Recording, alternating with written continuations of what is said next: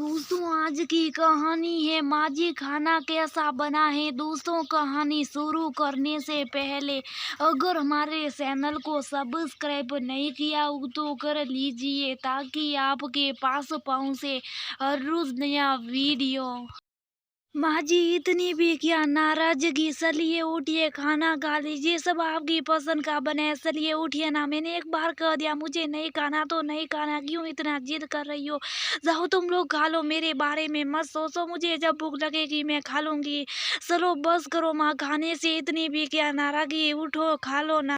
तुम दोनों पति पत्नी क्यों इतना मेरे पीछे पड़े हो, क्यों जिद करे मैं नहीं खाऊंगी। तुम लोग ज्यादा होशियार काबिल और समझदार हो, मुझसे ज्यादा समझ है तुम लोगों में, मैं तो बेवकूफ हूँ, कुछ समझती नहीं हूँ, अपना ध्यान नहीं रखती हूँ। तो मैं नहीं खाऊंगी, जब मेरी इच्छा होगी भूख लगेगी तब मैं खुद बनाकर खा लूंगी। जाओ तुम लोग खाओ और आराम करो। माँ की बात सुनकर बेटा वहां से उठकर अपने कमरे में चला गया। ये है रमा जी और उसका बेटा बहू पवन और प्रिया। रमा जी खाने पीने की बहुत शौकीन है, पर साथ में वो बीपी शुगर के साथ हार्ट की पेशेंट भी हैं। इस वजह से डॉक्टर ने उन्हें तेल मसालेदार खाना खाने से बिल्कुल मना कर दिया, अगर नहीं तो किडनी भी खराब हो सकती है। डॉक्टर की बात सुन वो हाँ तो कहती पर मानती कुछ नहीं। बहू हमेशा सादा खाना और बिना चीनी की चाय देती है, पर जब हर महीने उनका ब्लड टेस्ट और बाकी चेकअप के बाद सब कुछ नॉर्मल से बहुत ज्यादा हाई रहता, तब घर वाले सारा इल्जाम प्रिया के ऊपर लगाते, ये ढंग से खाना बनाकर नहीं देती हैं। अभी 2 दिन पहले जब सारा टेस्ट हुआ और रिपोर्ट आई बीपी शुगर के साथ और भी बहुत कुछ बढ़ा हुआ था, डॉक्टर बहुत नाराज हुआ। इस तरह चलता रहा तो जल्दी डायलिसिस स्टार्ट हो जाएगा आपका। डॉक्टर की बात सुनती बेटा नाराज हो गया। माँ बार बार तेल मसाला खाने से मना करने के बावजूद आप क्यों खाती है, रेगुलर दवाई खाने के बावजूद भी सारी बीमारियां बढ़ी हुई है, इसका मतलब आप खाने पीने पर कंट्रोल नहीं कर रहे। अरे रसोई में मैं काम करती हूँ, खाना मैं बनाती हूँ, जो तेल मसाला ज्यादा डाल दूंगी। मुझ पर नाराज होने से पहले अपनी पत्नी से पूछो क्यों इतना मसालेदार खाना बनाती है। माँ की बातों में सच्चाई थी, खाना वो नहीं प्रिया बनाती। अरे प्रिया क्यों इतना तेल मसालेदार खाना बनाती, मम्मी को एकदम सादा बिना तेल और मिर्च मसाला डाले खाना बनाकर क्यों नहीं देती। अगर तुम्हें तेल मसाला ज्यादा पसंद है तो अपने लिए अलग बनाकर खाया करो। डॉक्टर ने सख्त मना किया, नहीं तो किडनी खराब हो सकती है। तुम समझती क्यों नहीं, एक नंबर की सटोरी हो तुम। सास का झूठा इल्जाम और पति की बातें सुनकर प्रिया भी चुप नहीं रही। माँ आप झूठ क्यों बोल रही कि मैं खाने में तेल मसाले ज्यादा डालती हूँ, मैं तो बिना चीनी के चाय बनाकर देती हूँ, ऊपर से तुम शाही चीनी कौन डालता है खाने में, सूखे से मिर्ची कौन डालता है बताइए। कुछ नहीं बोलती, इसका मतलब ये नहीं कि सारा इल्जाम मेरे ऊपर लगा दीजिए।